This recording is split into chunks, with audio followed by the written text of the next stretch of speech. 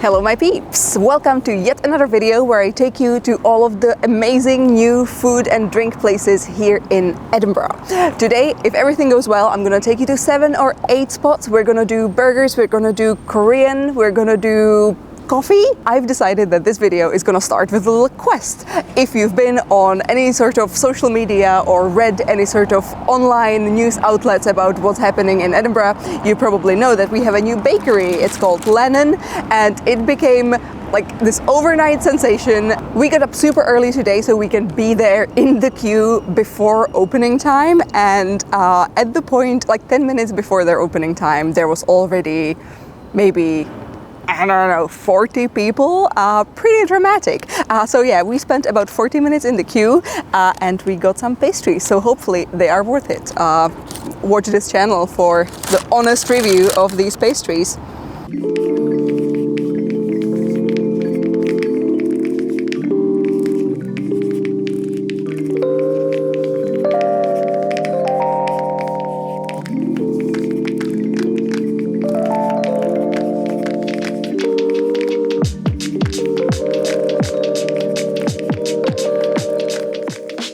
Darcy Marr has been previously pretty well known as the baker for another Edinburgh food institution, the Palmerston.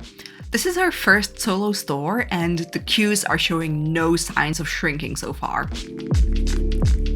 The store is usually completely sold out by midday, so I recommend arriving before or just after 8 AM to get your paws on the widest variety of treats. Although it does seem like around lunchtime some of the more lunchy things start coming out, so I don't know, maybe experiment. We do have one of my favorites.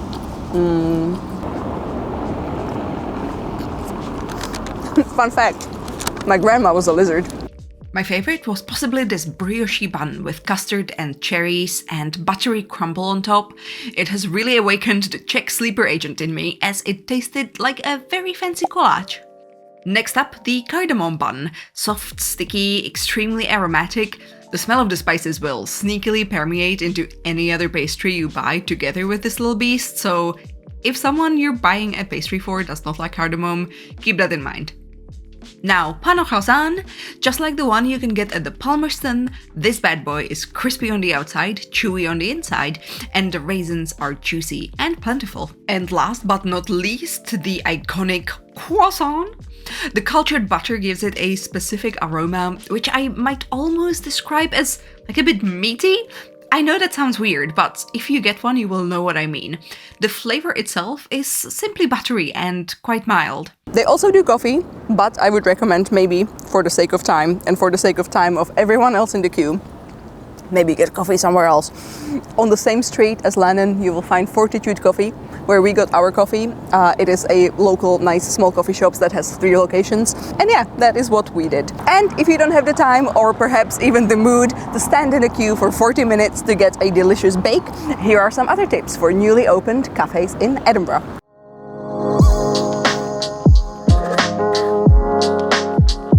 Our second stop will be the Coffee Crawler, based in an ex-police box in Dalry.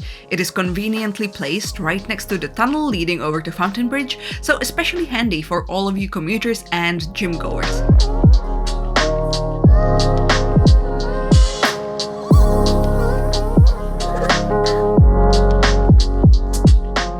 Last coffee shop will be a bit unique, and I really feel like I've uncovered a little hidden gem here. Excited! This place is called Puddings, an Asian-style cheesecake cafe in Newington. If you are a person who prefers the understated, earthy flavors of East Asian dessert, this is your spot. The ambiance is very calm, perfect for an afternoon with a book and Hong Kong-style milk tea. Oh, and it is dog-friendly too.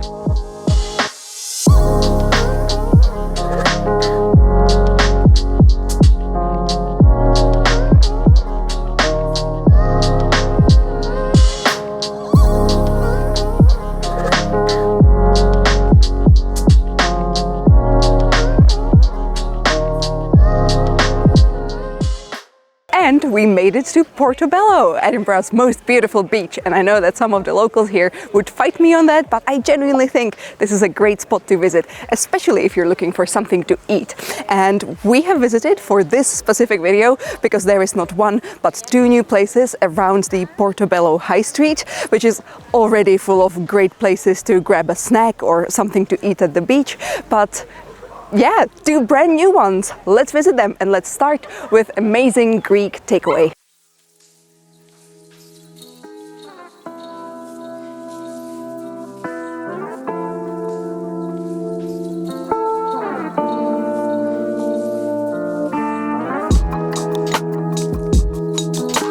Naxos on the Portobello High Street is one of the newest additions to the already wide variety of amazing takeaway treats for you to bring to the beach. They haven't been open for all that long, and yet they are already attracting a lot of returning customers. Good sign. And oh boy, I do understand why. Now, a British chippy is always great, but a Greek chippy? Now, that's right up my alley. Get yourself some grilled meat skewers or a traditional gyro with flatbread and very fresh chips, and defo add some of their homemade Greek dips. We went for the aubergine one, but I've heard their hummus is seriously addictive too.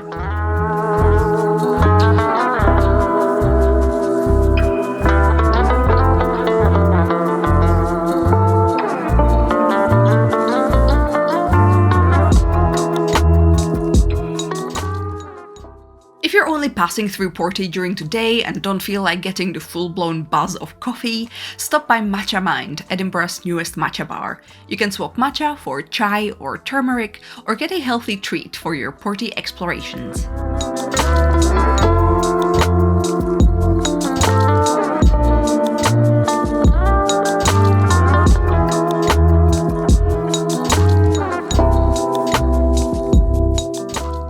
So, we have already waited for an unreasonable amount of time to get a baked good down in Stockbridge. Then we went to Porty, enjoyed its immense coolness in both senses of the word.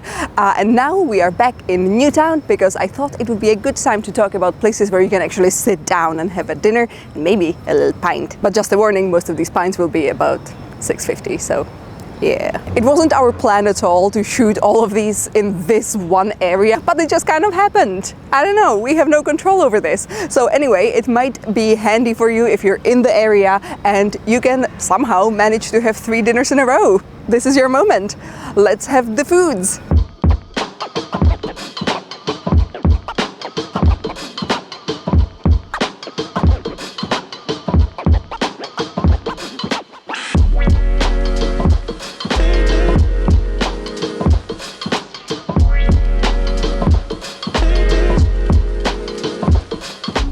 After a long wait, Edinburgh now finally has its own branch of Bibimbap, one of Glasgow's favourite Korean eateries.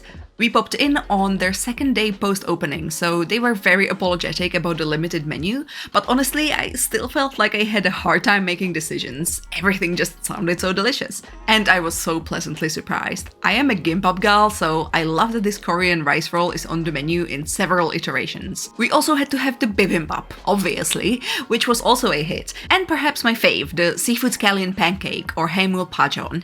It was so nice and chewy and not overly greasy at all, and I just thought, perfection. I'm definitely coming back for more of this.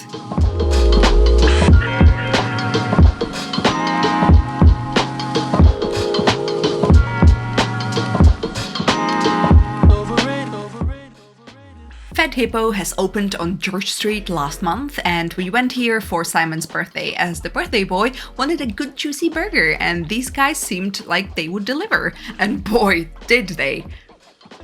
My burger was the American, and all I'm gonna say is that it was like the poshest, best version of a Big Mac you've ever had. Like, it just hit all of those nostalgic notes with all the sweet pickle slices and soft brioche bun. Also, they do frickles. That's fried pickles. Love those. I guess it's pickle girl summer, y'all.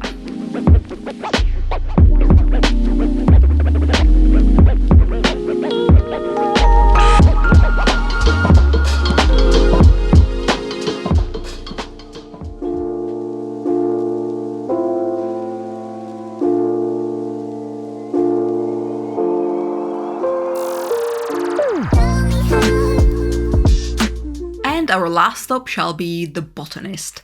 Nestled at the back of St. James Quarter, this large new eatery hits me as the perfect place to go if you want space for multiple friends and you want them all to be able to pick something fitting their dietary needs and drink preferences. The menu is pretty long, and it honestly feels a bit overpriced, but the vibe is right, the decor is charming, and if I had to find a spot for 4 or 6 friends to share drinks and dinner at, the Botanist would absolutely be on my list.